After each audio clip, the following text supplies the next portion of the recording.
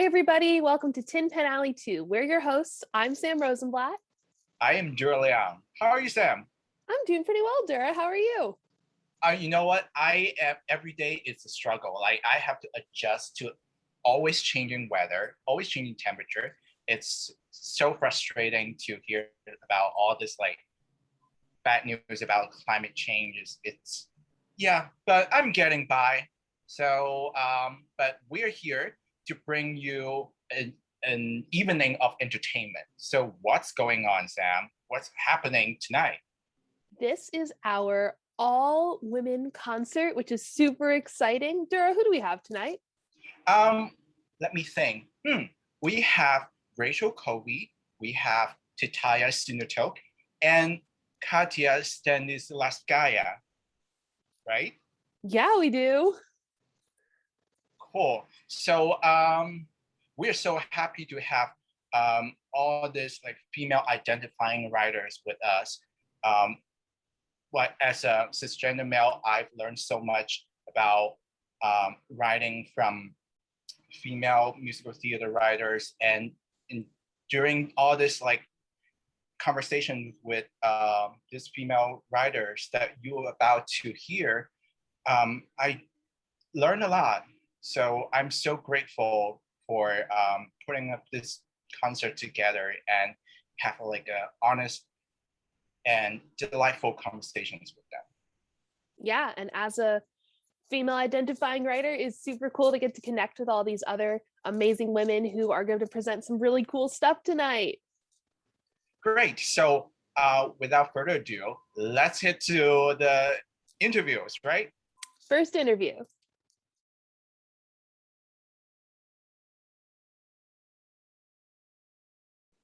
Good evening, everyone. We're so happy to have Rachel Covey here with us. How are you doing, Ray? Hi, I'm all right. Thank you so much. How about you?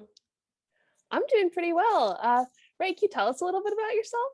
Yes, I am a writer and composer. I write the book, music, and lyrics for my pieces. I just graduated from Northwestern University in the pandemic, and I'm back in New York City. Great. So Ray, we're so happy to have you to present your songs here. So my question to you is like, what does writing story center on dimensional women plus characters mean to you? You know, at first, I don't think I was thinking much of it. I think it was just a natural consequence of being a woman, is that you write women characters who are real and complex. But I started working on my second piece, Noise, which follows a female doctor who's very much haunted by something in her past to the point that she endangers somebody. And in writing this piece, not only did I find myself spending a lot of time wondering, was she likable and was she nice enough, which I feel is very gendered, but also like, am I doing a disservice to women by writing like such a complicated female character? And I can't imagine there's a lot of writers wondering if they're doing a disservice to men by writing a complicated man. Um, and so I think that speaks a lot to like how poor the representation is that for women, and then of course for people of more marginalized identities, that it's been really motivating for me to keep writing complicated and real women. And I think you're also really helping out the actors who will be playing your characters by doing this work ahead of time. Which, speaking of, we heard that you began your career as an actor. So can you tell us a little about how that's related to your work and as a composer and a writer? Yeah, you know, I think for a really long time I really compartmentalized those two parts of my career. And I'm realizing more and more that they really are like extensions of the same impulse, which is to tell a story. And I think there's a lot of artists right now who are really coming into themselves as like, I love telling a story and I'll do it in this mode and that mode. And they're both kind of coming from the same place. Wonderful, Ray. So what if we want to hear more about your stuff? Where can we find your works online? Well, you can check out my website. You can subscribe for updates there, which is just my name, rachelcovey.com. That's amazing. And let's get to the songs that we're hearing tonight. Great. Thank you so much.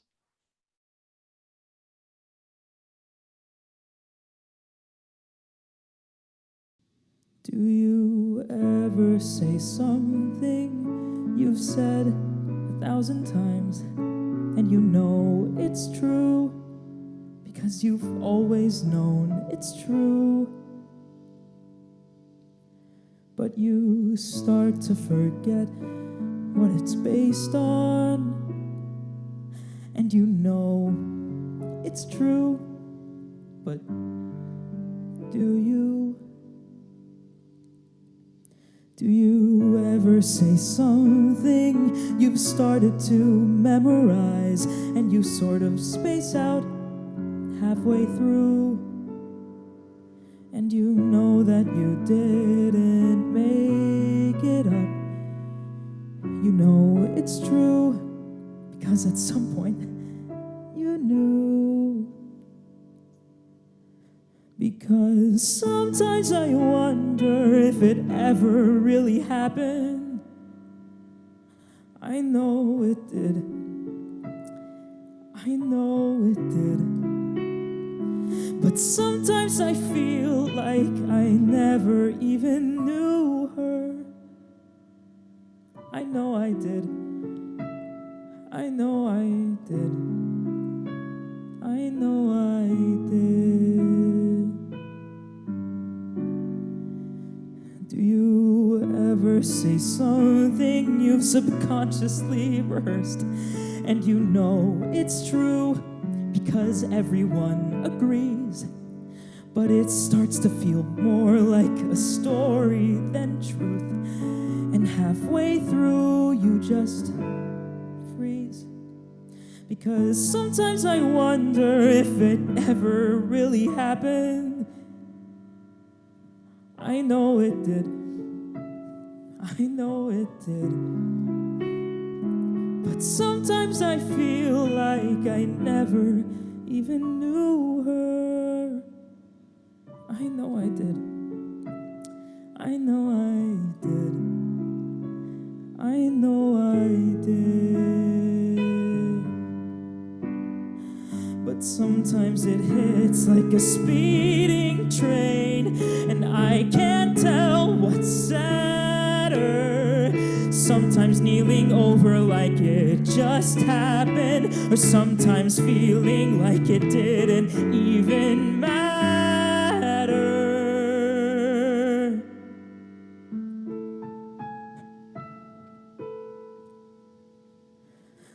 Sometimes I feel like it never even happened.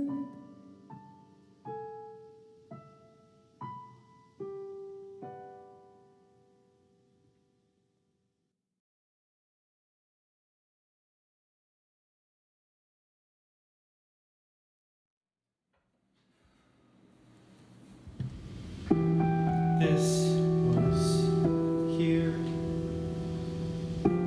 This was here. This was. This was here. This was here. This was. This was. Freeze this house in time. Keep it as it was. I get older every day, but this room never does. Freeze this house in time. Every corner of this place. Fill this house with anything, but God forbid, empty space. And mend what's broken, but never touch the source of the tear. Never really fix, never really clean, just repair.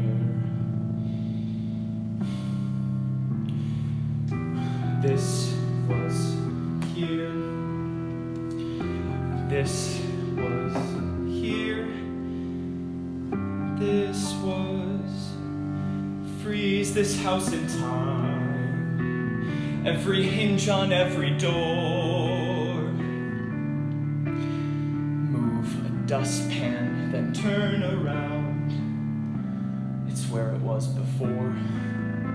And mend what's broken, but never touch the source of the tear. Never really fix, never really clean, just repair, just repair, repair. Never mind that the pipes leak, never mind that the floors creak, never mind that it's showing signs of wear. Never mind the sink's not draining, never mind the boiler straining, never mind there's a backpack on her chair. Never mind the paint is chipping, never mind the roof is dripping, every minute, every second, every year.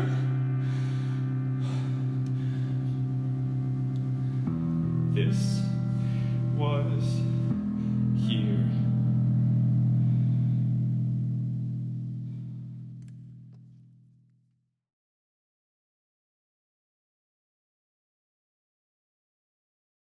They say if you're seasick, you should focus on your hands. Just focus on your hands, you'll be okay. It's the thing about seasickness that no one understands.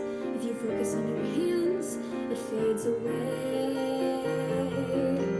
So when the world is spinning and you can't take in air and you can't feel your fingers, if you just stare, if you focus on your hands, focus on your hands, focus on your hands. It's like you're not there. I don't remember when I got there, I don't remember how. I couldn't say what time it must have been. I must have walked a mile, I can't remember now. I just remember water and going in and feeling ice inside my chest, freezing in my hair, stinging in my eyelids, sand instead of air. But if you focus on your hands, focus on your hands, focus on your hands. It's like you're not there. But there was glass at the bottom and blood in my mouth, and my vision got darker and gray, and the world kept getting farther away. You can't choke underwater, your body starts to sink, your thoughts race and your mind slows, and all you can think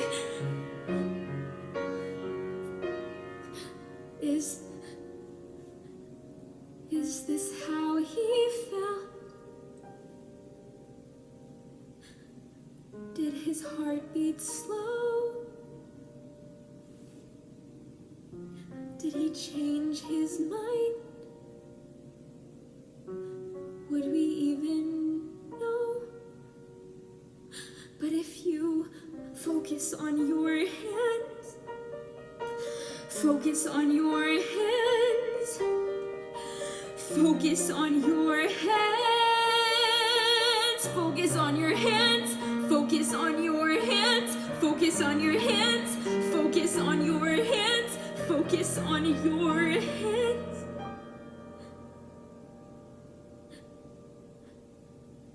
There's something about looking towards a sky that you can't reach. You can't reach, so you let go. You float up to the surface and you throw up on the beach. You wonder where you are, you don't know. And you'll never get to ask him if that was how he felt.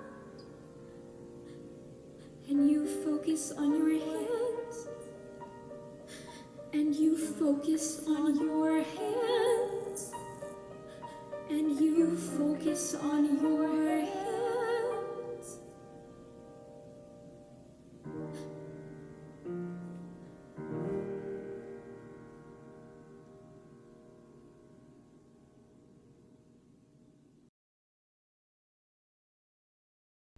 Hi, everyone. We're so happy to have Tidtaya Sinutoke here with us. So how are you, Tidtaya? I'm good. How are you? I'm doing great. I'm doing pretty well. Thanks for asking. Can you tell us a little bit about yourself? My name is Tidtaya Sinutoke, she, her pronouns. I'm originally from Thailand, but right now I'm zooming from the land of Canarsie and Munsi Lenape, also known as Queens, New York. And I'm a composer. Wonderful, wonderful. So, Tidtaya, my question for you would be, so you are presenting songs from an intimate indie pop monologue piece. So what is it like working on a multiple collaborator team, and how does your team work to assemble the piece as a whole?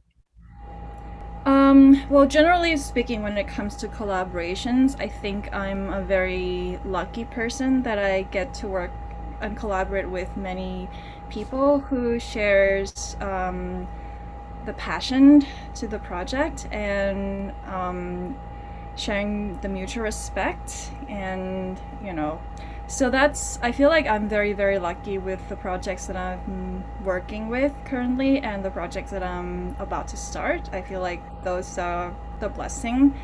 Particularly for Dear Mr. C, well, all of them are my friends. Like, we started off as friends before we actually worked on this piece. Naomi, we were classmates. Lily, we've worked on many projects together since, like, I would say 2014, I think. And Marina, we've met during a fellowship, and then it's like we've become friends. They all become my friends in some way or another, and then this project kind of connecting the dot together. And particularly for this piece, the one cool thing is, like, of all the full creating team, 3 of us are not American, so that's something that is a statement that I would love to make for this piece particularly. And it's kind of cool because, I mean, as you know, usually it's always just like one of us presenting in a room. And for this piece, I would love to include many international artists to be in the room. So that's one thing that it started even now as writing. And I hope that when we are doing readings, doing more workshopping, developing of this piece, we also be more inclusive with international artists. So we'll see. That's super awesome. I love that as like a statement. So something that I really want to know is, who are some of your favorite female musical theater writers and how have they inspired you? That question is a very interesting one to answer, because I feel like me answering that now versus 3 years ago versus 5 years ago versus me answering that question when I started NYU would be a totally different answers. Currently now I feel like it's just kind of weird to say it out loud. Like, I feel like, especially if I have this guy or Sun Watcher, like, I don't listen to musical theater songs when I write those. I actually don't.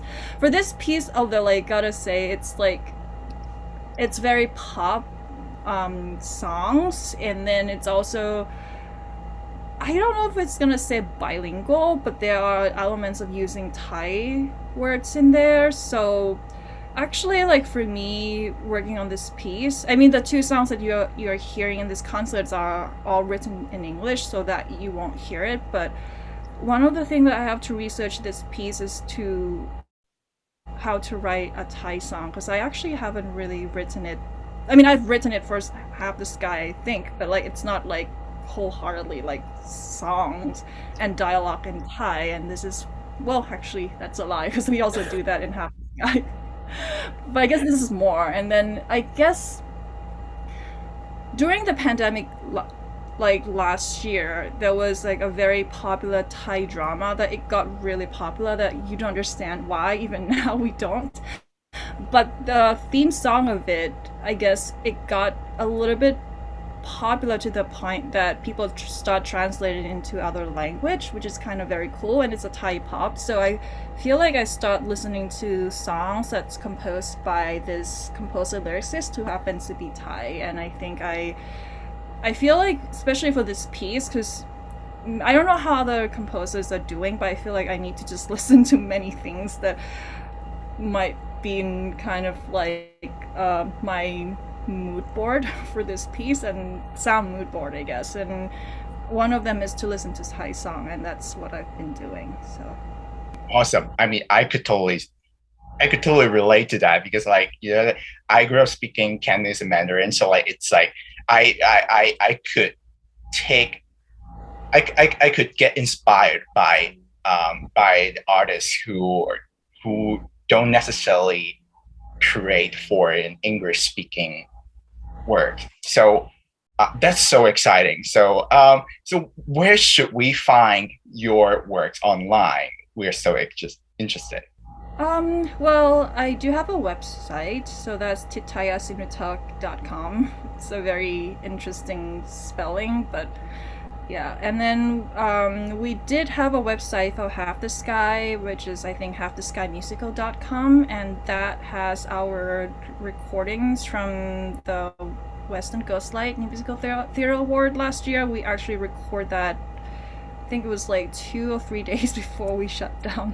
So that was an interesting experience. While we're like, we actually, when we were recording that, we got an email from NYU saying that like they're doing everything online. That was like the first kick of like, this pandemic is real. So yeah, so that's for Half the Sky, and other stuff I think they should be in my website. Well, I can't wait to hear more stuff from your sound mood boards. So let's hop over to those songs, and thank you so much for being here. Thank you so much for having me.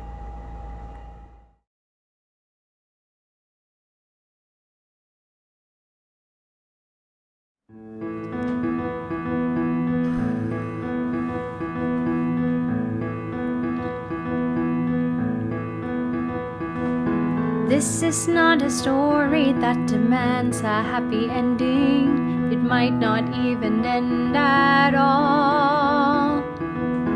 This is not a story that pretends that it is lending some wisdom or a moral call. I'm writing it all down to understand it, but every world feels far away.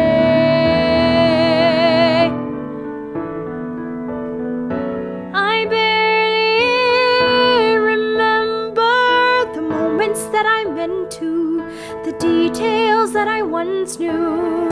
I'm reaching to get there. I want to find the narrative I lack. Will this get me on track? I have to get it back.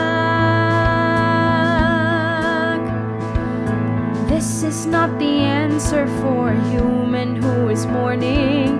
His purpose is most likely small. This is not a guidebook that includes a trigger warning. It isn't meant to make tears fall. I thought it might be helpful just to share it. It took so long, but here we go.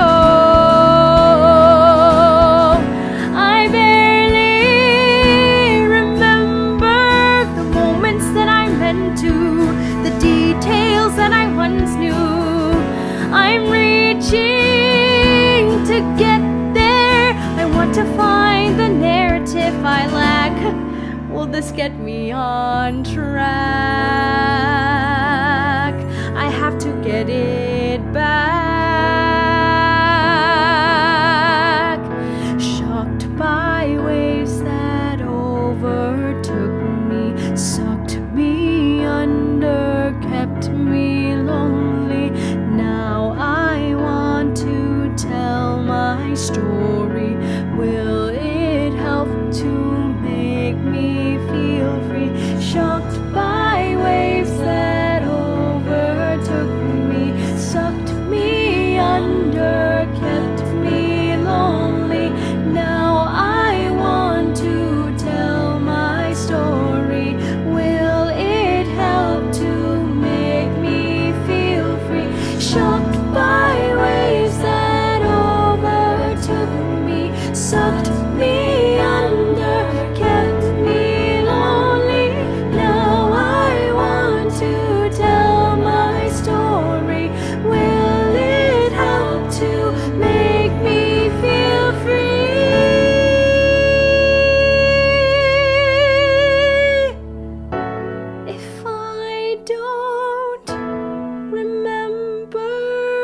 hearts that I don't want to.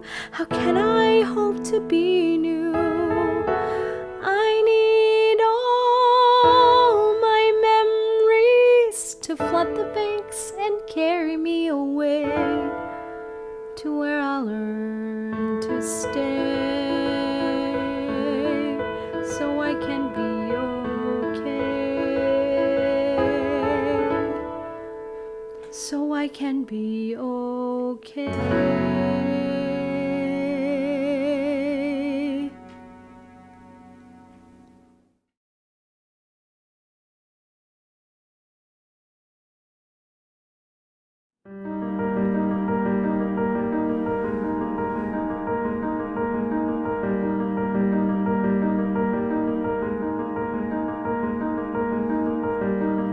There was a girl named Kisa, and Kisa has a son. One day her son fell ill, and she was left with no one. In a shadow of grief, she traveled through town to find someone to bring him back. One night she wept to Buddha, and Buddha heard her cry. He said, "It's not your fault, I'm sorry that your son died. But if you do this for me, maybe I can bring your son back. Bring me 5 mustard seeds from a family with no laws." And he said, "It will be okay, you will be okay. Everything, everything, I promise it will be okay. You will be okay. Everything, everything, I promise you."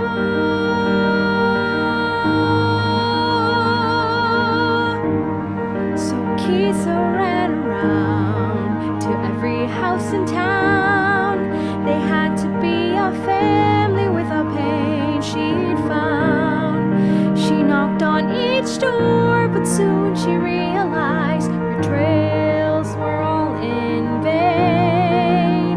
They all had 5 mustard seeds, but each also know deep pain. Still they said, "It will be okay, we will be okay. Everything, everything, I promise it will be okay. We will be okay. Everything, everything. So Buddha knows this to be true. We all search the world to bring life back to you, but life is loss and loss is life, and that's the way it goes. Buddha knows, and now Kisa knows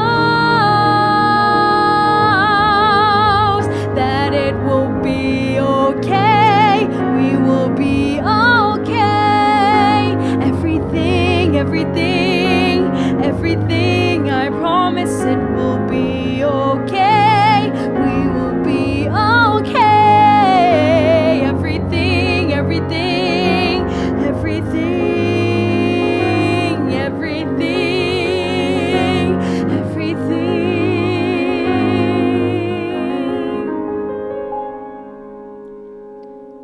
But will it be okay? Will I be okay? Everything. Will there be any promise? Will it be okay? Will I be okay? Everything. 'Cause 'cause I will search 5 mustard seeds for you, if that's what I need to do.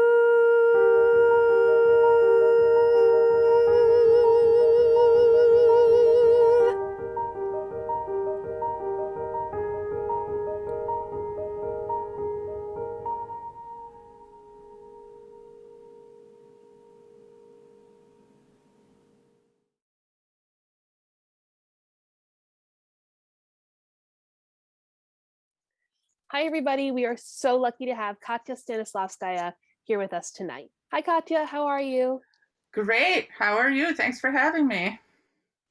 Thank you so much. So Katya, can you tell us a little bit about yourself? Sure. I am a composer, lyricist, and pianist and music director. I went to school at NYU, graduate musical theater writing. I'm a member of the BMI workshop for many years. And in my real day life, I'm a college professor. I teach musical theater at SUNY New Paltz, and I'm a wife and a mom and a dog mom. Oh, I love that. So our first question for you tonight is, how did you come to pick these 3 songs that you're presenting? Good question. So I picked my first song, What Comes Next, because I wanted to amplify my full-length musical that I'm currently developing called the Poorhouse Project. And I'll be developing that in Georgia at the Gainesville Theater Alliance in the upcoming year.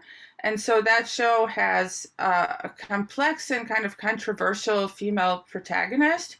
And so on that note, I wrote my second song as a standalone to address how female characters are sometimes perceived in our culture. So that's just a standalone. It's not from a bigger project. And then I also wanted to include a really personal song that really comes from my heart. So a couple of years ago, after my now husband proposed to me, I wrote a song about what it's like to get married for a second time. So I wrote a song called The Second Time Around, and it's part of a song cycle called Women Unloved that's ever evolving, depending on what's going on in my life. But originally I wrote it for him, and no one's ever sung it but me. So I wanted my very good friend, Amy Justman, to record it because she's a family friend and she knew the whole story of this relationship. So it made sense. Oh my God, that's so wonderful, so lovely. I'm so like, oh, we're so ready for that. So I also know that you were just in another cabaret celebrating motherhood. So congrats on that. And also, so can you tell us a little bit about that cabaret, and also maybe even like motherhood, how motherhood shaped you, how motherhood shaped your artistic identity? Sure. If you don't mind, I'll answer this question in the reverse order. But sometimes my friends and I always joke that whenever we announce that we're pregnant, people always say, "Oh, are you still going to write?" And I think it's so funny now because I've written more and I'd like to think better since becoming a mom. There's so much more to write about, and there's so much more life wisdom that comes with motherhood that I've actually been writing a lot more, and I think on a deeper level since becoming a mom. And so on that note, when my son was very young, I wish I had the wonderful community that I have now. And I wish I had resources like PAL, Parent Artist Advocacy League, and Maestra Moms, and Philly Women's Theater Project. Those are the organizations that put on this other cabaret that you just mentioned and the motherhood concert. And it's been a wonderful experience of having one song that I wrote, and then I just handed off to a bunch of people who were all moms, including the performer, the orchestrator, everybody in the band, the music director, the director, every single person involved. And so that was so refreshing. And there's so many moms who are amazing artists. And so that concert was about showing the world that we exist and we are still artists, even though we are mothers. And, please hire us for stuff. That's so inspiring to hear, especially as like a woman in musical theater. I love that there's this incredible community of people who are all supporting each other. So on that note, where can we hear more of your work after tonight? So I'll give you the easiest one because of my long, complex name. But on Instagram, you could find me at Katya Stan Musical Theater, spelled the pretentious way with R-E. Amazing. Oh my God, let's just head into the songs, right? Okay. All right. I hope you enjoy them. Thanks again for having me.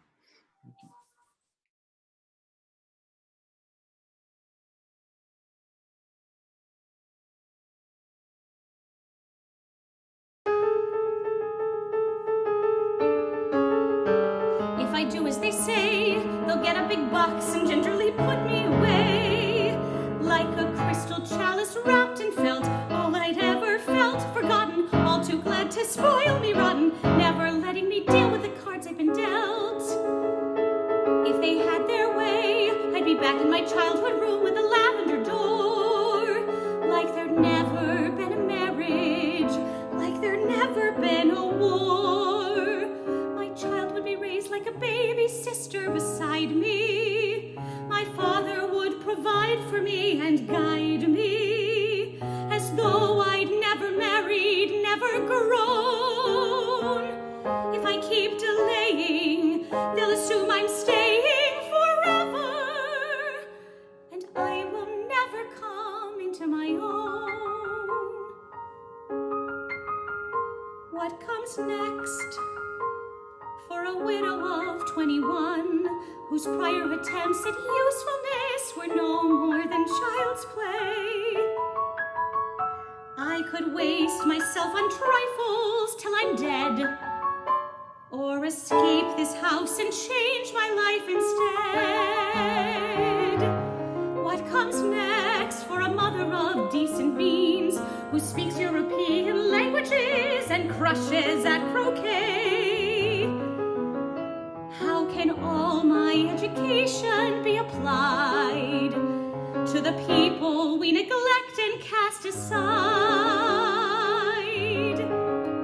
There are better ways than sewing with the ladies. There are bigger things than being dad's right hand. There are new plans to be made.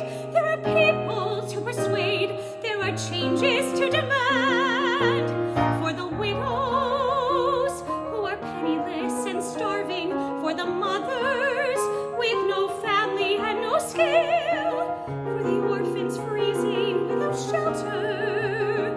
How can I succumb to feeling numb and sitting still? Here's what comes next. For a woman in 65, she'll roll up her sleeves and fight whoever's keeping her at bay. There's a wealth of love inside me that I'll never get to spend. Let me give it all instead to suffering souls who need a friend. I will guide the ones who wonder what awaits around the bend, and what comes next.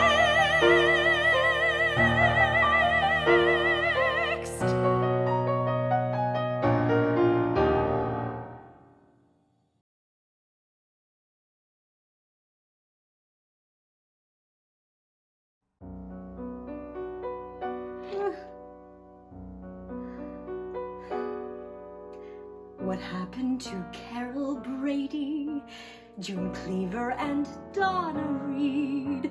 The women on cable seem highly unstable, and primetime's no better indeed. Whenever I'm streaming, I'm fuming and steaming. I never can get what I need.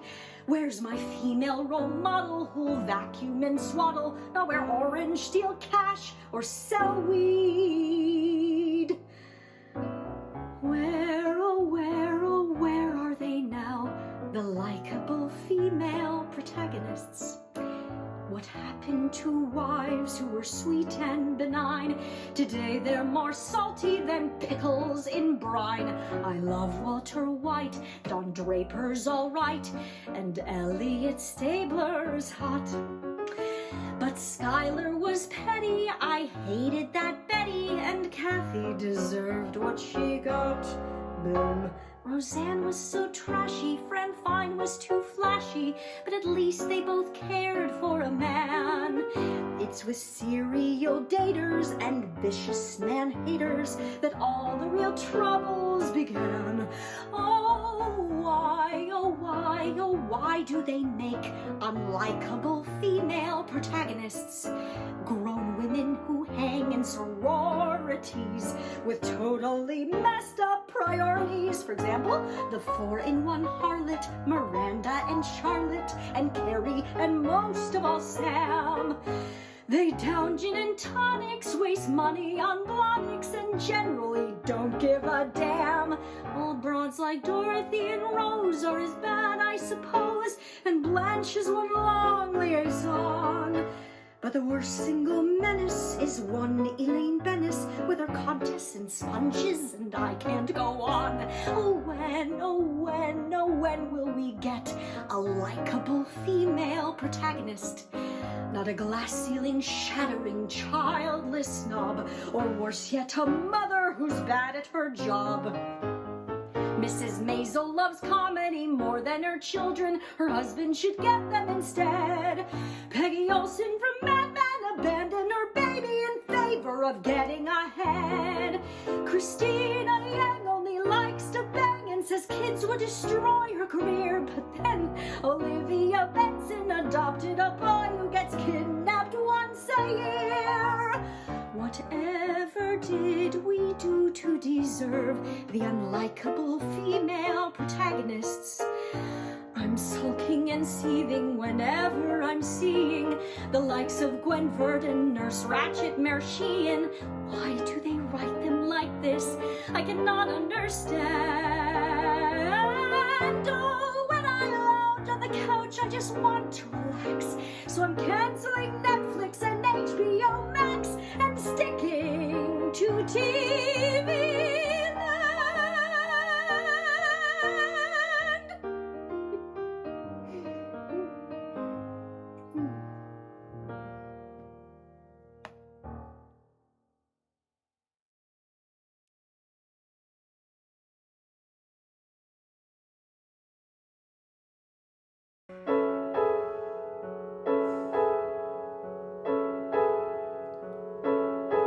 The second time around, there is no bended knee.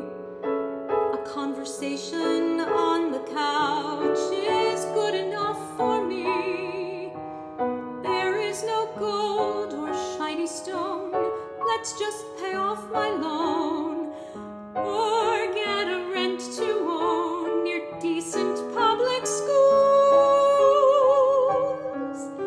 The second time around, we're no young fools. The second time around, no one is wearing white, with the exception of the children of the bride who might. So as you see, we can agree, no one's a virgin here, and there's no clergy near to tell us only death can do us part. The second time around, we're much too smart. We're much too wise for words that are poetic and cliched, and we are not afraid to say that we are both afraid, 'cause after all, we both have seen it all go up in flames, and so we'll keep our bank accounts and not so maiden names. We'll check our expectations at the door and cautiously begin to let each other in. I'm walking through this door again, a bit unhinged. I turn a brand new page